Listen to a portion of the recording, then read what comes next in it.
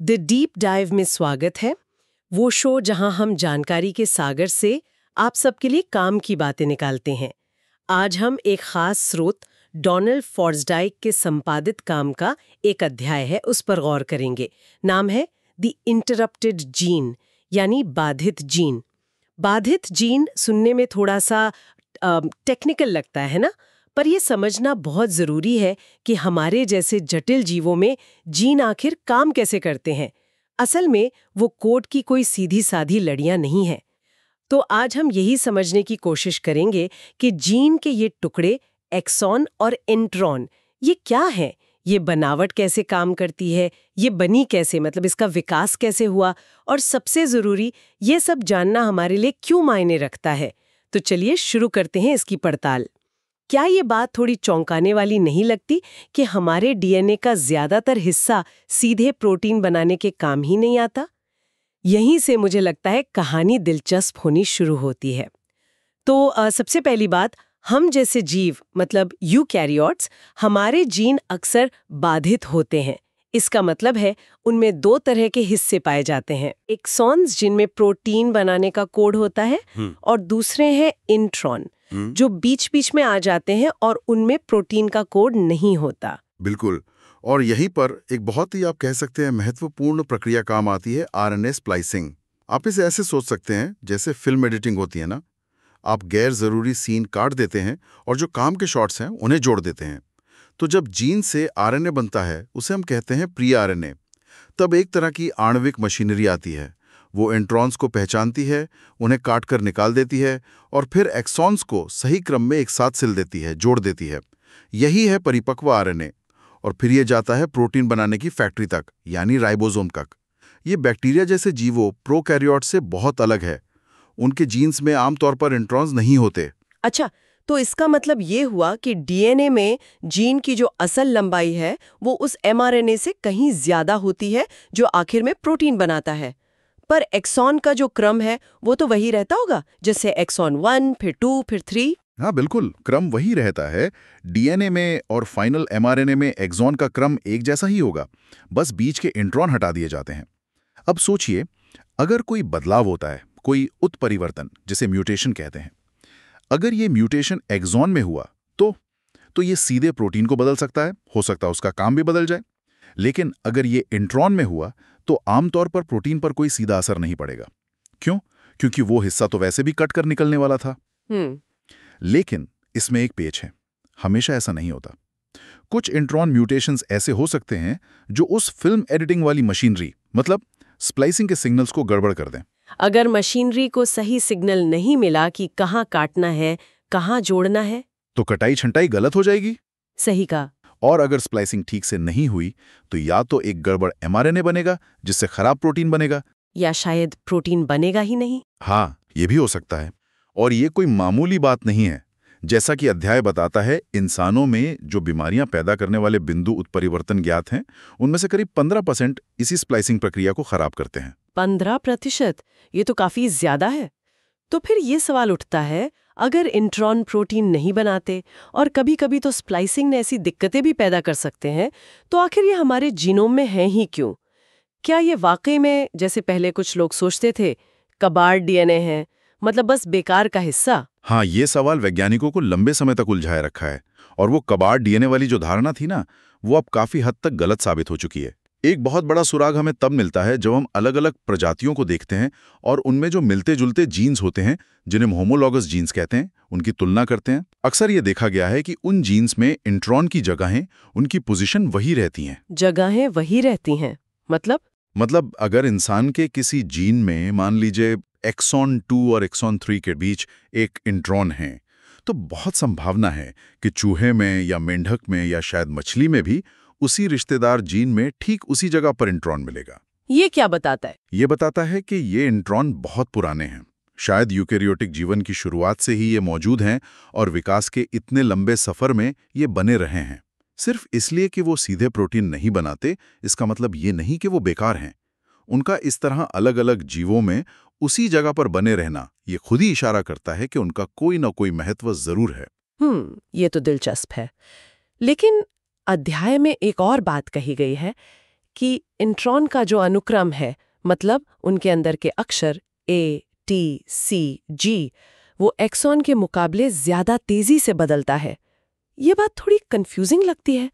अगर उनकी जगह इतनी पक्की है तो अंदर का माल इतनी तेजी से क्यों बदल रहा है? हाँ, ये बहुत महत्वपूर्ण बारीकी है और यहीं पर अक्सर कंफ्यूजन होता है। जब हम कहते हैं कि इंट्रॉन तेजी से विकसित होते हैं, तो हमारा मतलब उनके अंदर के न्यूक्लियोटाइड अनुक्रम से होता है, उनके अक्षरों के क्रम से। क्योंकि वो सीधे प्रोटीन नहीं बना रहे हैं, तो उनके अनुक्रम में अगर कोई बदलाव आता है, कोई म्यूटेशन होता है, तो ज्यादातर मामलों में उसका जीव पर तुरंत कोई असर नहीं पड़ता। इसलिए उन पर वो दबाव नहीं होता कि वो बिल्कुल वैसे के वैसे बने रहें जैसा एक्सॉन पर होता है। एक्सॉन को तो एक काम का प्रोटीन बनाना है ना? तो एक्सॉन में अगर कोई गड़बड़ी करने वाला बदलाव आता है तो वो अक्सर हटा दिया जाता है। इससे हम नकारात्मक चयन या नेगेटिव सिलेक्शन कहते हैं। लेकिन इंट्रॉन के अनुक्रम में बदलाव ज्यादा आसानी से जमा हो सकते हैं। म्यूटेशन, कुछ जुड़ जाना, कुछ हट जाना। पर जैसा हमने पहले कहा, उनकी जगह अक्सर वही रहती है, वो संरक्षित रहती है। अब सवाल ये उठता है, क्या इंट्रॉन पर सिर्फ नकारात्मक चयन ही काम करता है, जैसे स्प्लाइसिंग के लिए जो जरूरी छोटे छोटे सिग्नल हैं बस उनको बचाए रखना, या फिर क्या उन पर किसी तरह का सकारात्मक चयन यानी ऐसे बदलाव जो फायदेमंद हो, उनका चुनाव भी हो सकता है? ये एक बड़ा सवाल है। अध्याय में सकारात्मक चयन का जिक्र एक्सॉन के लिए तो साफ तौर पर है, मतलब ऐसे बदलाव जो जीव को फायदा पहुंचाएं और फिर वो पीढ़ी दर पीढ़ी फैल जाए। बिल्कुल। सकारात्मक चयन या पॉजिटिव सिलेक्शन तब होता है जब कोई नया म्यूटेशन जीव को कोई फायदा दे, जैसे किसी बैक्टीरिया में एंटीबायोटिक से बचने की ताकत आ जाए, फायदेमंद बनाते हैं, प्रकृति उनका चुनाव कर लेती है। इंट्रॉन के साथ मामला ज्यादातर या तो नकारात्मक चयन का होता है, मतलब जरूरी हिस्सों जैसे स्प्लाइसिंग साइट्स को बचाए रखना, या फिर तटस्थ विकास का। तटस्थ विकास मतलब बदलाव होते रहते हैं पर उनका कोई खास फायदा या नुकसान नहीं होता, तो वो बस जमा होते जाते हैं। हालांकि अध्याय एक और दिलचस्प संभावना की ओर इशारा करता है, वो ये कि कुछ इंट्रॉन शायद डीएनए को खास तरीके से मोड़ने में मदद करते हों, जैसे क्या कहते हैं स्टेम लूप जैसी संरचनाएं बनाने में। हो सकता है डीएनए की ये खास फोल्डिंग, ये संरचना अपने आप में फायदेमंद हो और इसलिए इस क्षमता पर सकारात्मक चयन का दबाव हो, भले ही इंट्रॉन का अंदर का अनुक्रम बदलता रहे। अच्छा, ये तो वाकई सोचने वाली बात है।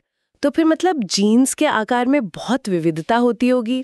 अध्याय में अलग अलग जीवों के जीन साइज की तुलना भी की गई है। हाँ, और ये फर्क बहुत बड़ा हो सकता है, जमीन आसमान का फर्क। ये यूकेरियोटिक जीनोम की एक बहुत बड़ी खासियत है। आप मिसाल के तौर पर यीस्ट को लीजिए, खमीर।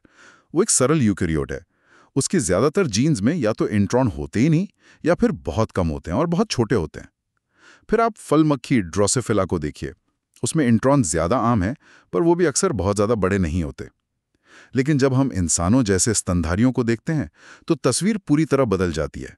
हमारे जीन्स में अक्सर दर्जनों इंट्रॉन होते हैं और ये इंट्रॉन हजारों यहाँ तक कि लाखों अक्षर लंबे हो सकते हैं। लाखों अक्षर लंबे इंट्रॉन्स। हाँ, नतीजा ये होता है कि कई बार जीन की जो कुल लंबाई होती है ना, उसका 90% या उससे भी ज्यादा हिस्सा सिर्फ इंट्रॉन्स होते हैं। एक्सॉन तो बस छोटे छोटे टुकड़े होते हैं उनके बीच में। अध्याय में डिस्ट्रोफिन जीन का उदाहरण दिया गया है जो मांसपेशियों के लिए बहुत जरूरी है। ये जीन 2 मिलियन यानी 20 लाख अक्षरों से भी ज्यादा लंबा है। बाप रे। लेकिन उसका ज्यादातर हिस्सा इंट्रॉन है। प्रोटीन बनाने वाला कोड तो उसका बहुत छोटा सा हिस्सा है। और मजे की बात यह है कि एक्सॉन का जो औसत साइज है वो अलग अलग जीवों में बहुत ज्यादा नहीं बदलता, करीब 150 अक्षर के आसपास रहता है, जो लगभग 50 अमीनो एसिड बनाते हैं। पर इंट्रॉन के साइज में, जैसा मैंने कहा, जमीन आसमान का फर्क हो सकता है, कुछ दर्जन अक्षर से लेके लाखों अक्षर तक। एक मिनट, ये थोड़ा चौंकाने वाला है। अध्याय ये भी कहता है कि एक ही जीन का डीएनए वो एक से ज्यादा तरह के प्रोटीन या पॉलीपेप्टाइड बना सकता है। ये कैसे मुमकिन है? हमने तो स्कूल में, कॉलेज में हमेशा एक जीन एक प्रोटीन वाला सिद्धांत ही पढ़ा और सुना था। हाँ, वो एक जीन एक प्रोटीन वाली जो परिकल्पना थी वो अपनी जगह बहुत महत्वपूर्ण थी, उसने हमें बहुत कुछ सिखाया। पर जैसा अक्सर विज्ञान में होता है, कहानी उससे कहीं ज्यादा जटिल निकली। यूकैरियोटिक कोशिकाएं वो बहुत चालाक होती हैं। एक ही जीन से कई तरह के उत्पाद बनाने के उनके पास कई तरीके हैं। सबसे प्रमुख तरीका है वैकल्पिक स्प्लाइसिंग, अल्टरनेटिव स्प्लाइसिंग। याद है वो फिल्म एडिटिंग वाली बात? हाँ, इंट्रॉन हटाना, एक्सॉन जोड़ना। बिल्कुल। अब सोचिए, एडिटर के पास ये विकल्प हो कि वो कौन कौन से अच्छे सीन यानी एक्सॉन फाइनल फिल्म में रखेगा और कौन से छोड़ देगा। कोशिका भी ठीक यही कर सकती है। वो एक ही प्री एमआरएनए से अलग अलग एक्सॉन चुनकर अलग अलग कॉम्बिनेशन में जोड़ सकती है। इससे क्या होता है, एक ही जीन से मिलते जुलते पर फिर भी अलग अलग काम करने वाले कई प्रोटीन बन जाते हैं। इन्हें हम आइसोफॉर्म कहते हैं। और ये आइसोफॉर्म अक्सर अलग अलग ऊतकों में इस्तेमाल होते हैं या जीवन की अलग अलग अवस्थाओं में, जैसे भ्रूणावस्था में अलग, वयस्क में अलग। अच्छा, तो एक ही जीन पर कई वर्जन के प्रोटीन? हाँ, और दूसरे तरीके भी हैं, जैसे वैकल्पिक प्रारंभ समाप्ति। मतलब प्रोटीन बनाने की प्रक्रिया जीन पर थोड़ी अलग जगह से शुरू या खत्म हो सकती है। इससे छोटे या बड़े प्रोटीन बन जाते हैं। या फिर overlapping reading frames. Overlapping reading frames. इसमें डीएनए के एक ही हिस्से को अलग अलग तरीके से पढ़ा जाता है। जैसे आप अक्षरों की तिगड़ियां अलग तरह से बनाएं, इससे बिल्कुल ही अलग प्रोटीन बन सकते हैं। ये वायरसों में ज्यादा आम है, पर हम जैसे जटिल जीवों में भी पाया जाता है। तो मतलब एक जीन एक प्रोटीन वाली बात तो अब काफी हद तक पुरानी पड़ गई है। ये तो बहुत ही जटिल व्यवस्था लगती है। जटिल जरूर है, पर बहुत कारगर भी है। इन तरीकों से और खासकर वैकल्पिक स्प्लाइसिंग से हमारा जीनोम अपनी सीमित क्षमता से कहीं ज्यादा विविधता पैदा कर पाता है। अंदाजा है कि हमारे पास शायद 20-25 हजार प्रोटीन बनाने वाले जीन हों, पर हम उनसे लाखों तरह के अलग अलग प्रोटीन बना सकते हैं इन्हीं तरकीबों की वजह से। और इसी वजह से जीन की परिभाषा भी अब थोड़ी बदल गई है, थोड़ी सूक्ष्म हो गई है। अब हम जीन को डीएनए के उस पूरे हिस्से की तरह देखते हैं जो संबंधित प्रोटीनों के एक समूह को बनाने में शामिल होता है। इसमें एक्सॉन भी आ गए, इंट्रॉन भी आ गए और वो हिस्से भी आ गए जो ये नियंत्रित करते हैं कि जीन कब और कितना बनेगा। अध्याय में एक और कनेक्शन बताया गया है, एक्सॉन और प्रोटीन के कार्यात्मक हिस्से जिन्हें डोमेन कहते हैं। इनके बीच क्या रिश्ता है? क्या एक्सॉन सिर्फ कोड के टुकड़े हैं या उनका कोई और गहरा मतलब भी है? ये एक बहुत ही आकर्षक विचार है जिसे एक्सॉन शफलिंग परिकल्पना कहा जाता है। इसका मूल विचार ये है कि एक्सॉन शायद सिर्फ कोड के रैंडम टुकड़े ना हो, बल्कि वो प्रोटीन के छोटे छोटे फंक्शनल मॉड्यूल्स या काम करने वाले औजार या आप कह लें बिल्डिंग ब्लॉक डोमेन हो। हर ब्लॉक का अपना एक खास काम हो सकता है, जैसे किसी चीज से जुड़ना या किसी रासायनिक क्रिया को तेज करना या झिल्ली के पार जाना। लेगो ब्लॉक्स की तरह। हाँ बिल्कुल। एक्सॉन शफलिंग का विचार ये है कि विकास के दौरान प्रकृति ने इन तैयार बिल्डिंग ब्लॉक्स यानी एक्सॉन्स को अलग अलग तरीकों से मिलाया होगा। जैसे बच्चे लेगो ब्लॉक्स जोड़कर नई नई चीजें बनाते हैं, और इस तरह नए काम करने वाले प्रोटीन ज्यादा तेजी से बन गए होंगे, बजाय इसके कि हर बार बिल्कुल शुरुआत से नया प्रोटीन बनाया जाए। इंट्रॉन ने शायद इन ब्लॉक्स के बीच खाली जगह मतलब स्पेसर का काम किया होगा, जिससे इन एक्सॉन ब्लॉक्स को काटना और अलग अलग क्रम में जोड़ना आसान हो गया हो, जिसे हम जेनेटिक रिकॉम्बिनेशन कहते हैं। क्या इसका कोई उदाहरण है? हाँ, एंटीबॉडी बनाने वाले जो इम्यूनोग्लोबुलिन जीन हैं वो इसका बहुत अच्छा उदाहरण माने जाते हैं। उनमें अलग अलग एक्सान एंटीबॉडी अणु के अलग अलग फंक्शनल हिस्सों को बनाते हैं। जैसे एक हिस्सा एंटीजन दुश्मन को पहचानता है, दूसरा हिस्सा कोशिका से जुड़ता है वगैरह। और कई दूसरे प्रोटीनों में भी ये देखा गया है कि जहां एक्सॉन खत्म होता है और इंट्रॉन शुरू होता है, वो जगह अक्सर प्रोटीन के संरचनात्मक या कार्यात्मक हिस्सों की सीमाओं से मेल खाती है। अच्छा, तो एक्सॉन शफलिंग से नए जीन बन सकते हैं, लेकिन जो जीन पहले से मौजूद हैं और एक जैसा काम करते हैं, उनका क्या? जैसे ग्लोबिन जीन का परिवार है जो ऑक्सीजन ले जाने का काम करते हैं, वो कैसे बने? उनका निर्माण होता है एक प्रक्रिया से जिसे कहते हैं जीन दोहराव, जीन डुप्लीकेशन, और उसके बाद विचलन, डाइवर्जेंस। कभी कभी क्या होता है कि कोशिका विभाजन के दौरान गलती से किसी जीन की एक एक्स्ट्रा कॉपी बन जाती है, तो अब जीनोम में एक ही जीन की दो प्रतियां हो गई। हाँ। शुरुआत में तो दोनों बिल्कुल एक जैसी होती हैं, पर समय के साथ लाखों सालों में दोनों प्रतियों में अलग अलग म्यूटेशन जमा हो सकते हैं, वो स्वतंत्र रूप से विकसित होने लगती हैं। तो एक कॉपी पुराना काम करती रहती है और दूसरी कॉपी हो सकता है थोड़ा अलग काम करने लगे, या शायद वो अलग समय पर काम करे, जैसे भ्रूण अवस्था में या शरीर की किसी अलग जगह पर किसी खास ऊतक में काम करे। या ये भी हो सकता है कि वो बेकार हो जाए, उसमें इतने खराब म्यूटेशन आ जाए कि वो काम करना बंद कर दे। उसे हम स्यूडोजीन कहते हैं। ग्लोबिन जीन परिवार इसका क्लासिक उदाहरण है। हम सब जानते हैं कि हमारे खून में हीमोग्लोबिन होता है, पर हमारे पास अलग अलग तरह के ग्लोबिन जीन हैं। Alpha globin, beta globin, gamma globin, delta globin वगैरह। ये सब भ्रूण से लेकर वयस्क होने तक अलग अलग समय पर काम आते हैं। और ये सब एक ही पुराने पुरखे ग्लोबिन जीन की कॉपियां बना बनाकर और फिर उन कॉपियों में धीरे धीरे बदलाव आने से बने हैं। और क्या इन पारिवारिक जीन्स में भी एक्सॉन इंट्रॉन का पैटर्न एक जैसा होता है? अक्सर हाँ, एक ही परिवार के जो सदस्य जीन होते हैं उनमें एक्सॉन इंट्रॉन की बनावट, मतलब कहाँ एक्सॉन है कहाँ इंट्रॉन है, वो संरचना अक्सर मिलती जुलती होती है। ये उनके साझे इतिहास, उनकी कॉमन उत्पत्ति का एक और सबूत है। हालांकि कभी कभी ऐसा भी होता है कि विकास के दौरान किसी खास वंश में कोई इंट्रॉन जुड़ जाता है या कोई पुराना इंट्रॉन हट जाता है, और इन अंतरों की स्टडी करके भी हम उनके विकास की कहानी को और बेहतर समझ सकते हैं। तो कुल मिलाकर इस पूरी कहानी का निचोड़ क्या निकलता है? जैसा कि अध्याय के आखिर में भी इशारा किया गया है, डीएनए में जो जानकारी है वो सिर्फ प्रोटीन बनाने के कोड तक ही सीमित नहीं है। बिल्कुल, मुझे लगता है यही सबसे महत्वपूर्ण टेक अवे है इस चर्चा का। जेनेटिक जानकारी सिर्फ प्रोटीन के अमीनो एसिड अनुक्रम में नहीं छिपी है। डीएनए में जानकारी की कई और परतें हैं, कई और लेवल्स हैं। एक तो हैं नियामक हिस्से, रेगुलेटरी सीक्वेंसेस। ये डीएनए के वो खंड हैं जो तय करते हैं कि कौन सा जीन कब चालू होगा, कब बंद होगा, कहाँ चालू होगा और कितना प्रोटीन बनेगा। ये बहुत ज़रूरी है। फिर हैं स्प्लाइसिंग के लिए ज़रूरी सिग्नल, वो छोटे छोटे कोड जो इंट्रॉन के सिरों पर होते हैं और मशीनरी को बताते हैं कि ठीक यहीं काटना है और यहीं जोड़ना है। फिर शायद डीएनए की खुद की संरचना बनाने वाली जानकारी भी, जैसे कुछ खास अक्षर जी और सी का दबाव डीएनए को कैसे मोड़ता है, उसकी 3D शेप कैसे बनाता है, और ये फोल्डिंग भी जीन के काम करने पर असर डाल सकती है। और कौन जाने, शायद बाहर से आई जानकारी भी हो सकती है, जैसे किसी वायरस ने अपना डीएनए हमारे जीनोम में डाल दिया हो और लाखों साल बाद वो हिस्सा कोई नया काम करने लग जाए। तो जीन की वो जो सीधी सादी परिभाषा पहले थी, एक जीन एक एंजाइम या एक जीन एक प्रोटीन, वो अब बहुत आगे बढ़ चुकी है। जीन एक बहुत ही जटिल सूचना इकाई है जिसमें कई तरह की जानकारी एनकोड की हुई है। तो आज हमने काफी कुछ समझा कि यूकैरियोटिक जीन अक्सर बाधित होते हैं एक्सॉन कोडिंग हिस्से और इंट्रॉन बीच के हिस्से में। आरएनए स्प्लाइसिंग एक जरूरी प्रक्रिया है जो इंट्रॉन हटाकर एक्सॉन जोड़ती है।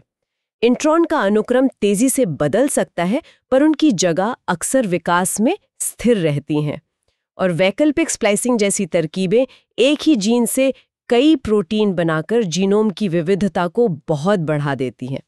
एक्सॉन शायद प्रोटीन के फंक्शनल ब्लॉक जैसे हों जिन्हें विकास ने शफल करके नए प्रोटीन बनाए हैं, और जीन परिवार नकल, डुप्लीकेशन और फिर धीरे धीरे बदलाव, डाइवर्जन से बनते हैं। वाकई जीन की कहानी उतनी सीधी नहीं है जितनी लगती थी। हाँ बिल्कुल। और इस बाधित संरचना को समझना जेनेटिक्स, मॉलिक्यूलर बायोलॉजी और विकास को समझने के लिए मौलिक है, फंडामेंटल है। और जैसा हमने बात की, ये जेनेटिक बीमारियों को समझने के लिए भी बहुत ज़रूरी है, क्योंकि कई बीमारियां इसी स्प्लाइसिंग प्रक्रिया में गड़बड़ी होने से जुड़ी हुई हैं। ये सब दिखाता है कि जीवन की जो जानकारी है वो कितनी जटिल है और कितने सलीके से, कितने अद्भुत तरीके से संग्रहित की जाती है और फिर व्यक्त की जाती है। और जाते जाते हमारे श्रोताओं के सोचने के लिए एक सवाल छोड़ जाते हैं। हाँ, ये सोचने वाली बात है। अगर इंट्रॉन सीधे प्रोटीन नहीं बनाते, पर उनकी जगह अक्सर करोड़ों सालों से संरक्षित हैं और वे हमारे जीनोम का इतना बड़ा हिस्सा बनाते हैं, खासकर हम स्तनधारियों में, तो वे और कौन सी छिपी हुई सूक्ष्म भूमिकाएं निभा रहे होंगे? शायद जीन के रेगुलेशन में, या डीएनए को सही ढंग से पैक करने में, या कोशिका के किसी और काम में। क्या वे जटिल जीवन के विकास की पहेली की कोई ऐसी अहम कड़ी हो सकती हैं जिसे हम अभी पूरी तरह समझ नहीं पाए हैं? इस बेहद दिलचस्प और गहरी चर्चा में शामिल होने के लिए बहुत बहुत धन्यवाद।